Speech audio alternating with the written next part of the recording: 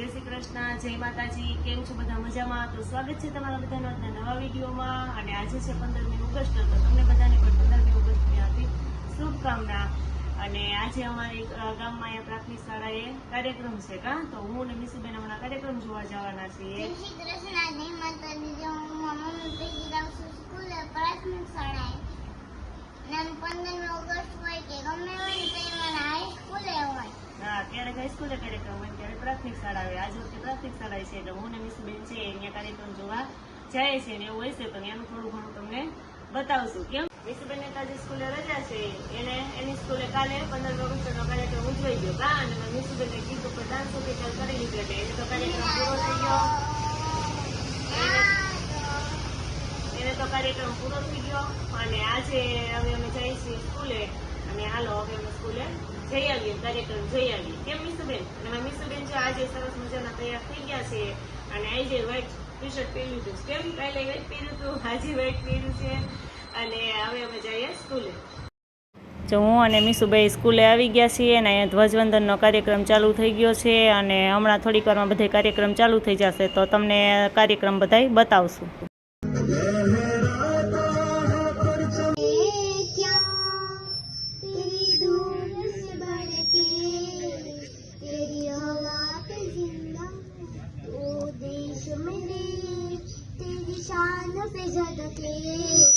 कोई धन है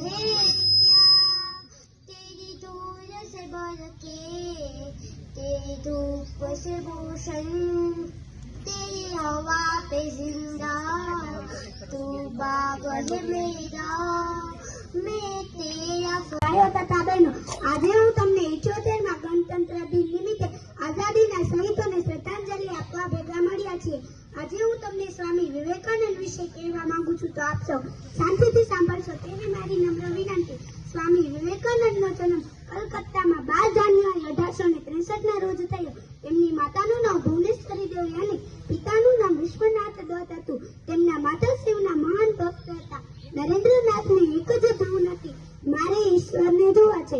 નરેન્દ્રનાથના વાલા વિદ્યાર્થી ભાઈઓ તથા બહેનો, આજની 15મી ઓગસ્ટે બે ત્રણ શબ્દ કહેવા ગયેલી મારી નમ્ર વિનંતી. ભારતની આઝાદી 15મી ઓગસ્ટે 1947ના રોજ મળી, પરંતુ તે પહેલા દેશના અનેક નાગરિકોએ પોતાના ત્યાગ અને બલિદાન આપ્યા છે, જે હૃદય કંપાવનારા છે. આપણે એ આઝાદીની શહીદી અને બલિદાનોને યાદ કરવા જોઈએ. बोल दो ऐसे जागो रे साथियों, दुनिया की आंखें खोल दो, लहरा दो,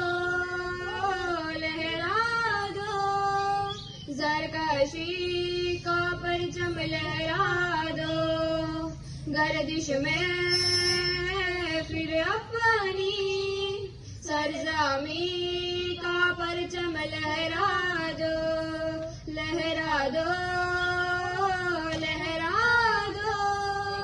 ज़रकशी का परचम लहरा दो. આ દેશની ધરતી પર એવા તાનર બંકા જેના લીધે ભારતમાં લહેરાય છે તિરંગા. આ દેશની ધરતી પર એવા તાનર બંકા જેના લીધે ભારતમાં લહેરાય છે તિરંગા. વંદે માતરમ, વંદે માતરમ. બાળ ગંગાધર તિલક ને સુભાષ ચંદ્ર જેવા આઝાદ. ત્યાં સરસ લસરપટ્ટી, હિંચકા બધું છે ને મારા મિસુબેનને જો મજા આવી ગઈ ને તો મિસુબેન તો જો થઈ ગયા ચાલુ. કેમ? જો અમારા ગામની પ્રાથમિક શાળા છે. આજે અહીંયા કાર્યક્રમ હતો તો અમે આવ્યા હતા અને અહીંયા બધું બહુ મસ્ત ઝાડ ને એવું બધું સરસ છે. જો આવી રીતે ઝાડ અલગ અલગ છોડ વાવી, વેલ વાવી અને ડેકોરેશન કરેલું છે.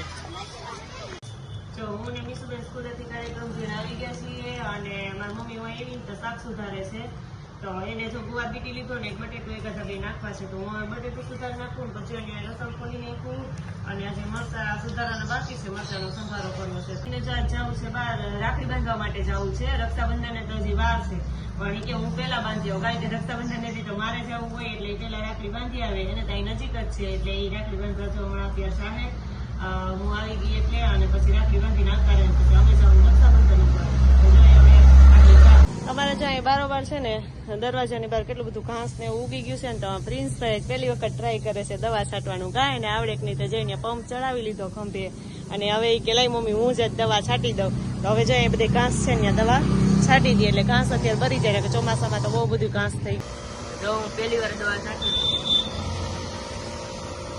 પહેલી વાર અમારા પ્રિન્સભાઈ દવા છાંટે છે. કાંઈ બધે જો ઘાસ ઉગી ગયું હતું ત્યાં પ્રિન્સ આ બાજુ અહીંયા જો ઓલી 4 વ્હીલ પડી ને એની ઓલી બાજુ બાકી છે જો આમ ત્યાં એ બાજુ બધું છાંટી દે એટલે ઘાસ છે જો એ ઘાસની દવા છાંટે છે ને એટલે એ ઘાસ આ બધું ભરી જાય એમ.